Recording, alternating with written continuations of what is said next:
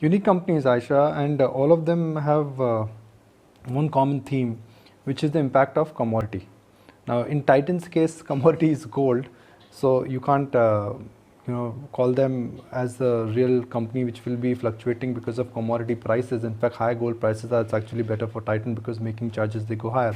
But Unilever and Bajaj Auto, look, what did we get from TVS? We got from TVS was that extraordinary focus on margin, and they managed to score in a tough environment. With Bajaj also, I think you may not see a bump up like TVS, but with Bajaj, I definitely expect that they will do better than Hero MotoCorp, simply because the export engine is humming in, simply because rupee has been on their side, and Rajiv Bajaj is known for cost management and for effective cost management. So TVS has raised the bar, but I don't think Bajaj is going to be able to beat what TVS has done, but those would be interesting set of numbers. HUL, well, the last quarter was a quarter where commodity prices were high, which impacted margins.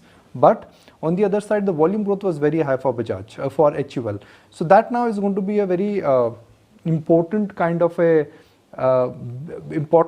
equation which they will have to manage. How do you keep volumes growth strong without compromising on the margins? Because the minute you try and squeeze out and go for higher sales, your margins, they tend to start impacting. One is that. Second, has there been any impact on distribution and supply chains? One learning for all of us has been that in the first wave of lockdown, also FMCG companies, they managed to keep their supply chains intact. I mean, the supply chains were flush, supply chains were doing very well. So that again would be interesting to hear from the management. But by and large, FMCG is not the flavor of the season. By and large, FMCG is not where everybody wants to go. The trade in the market is either you align with domestic recovery trade or global growth trade.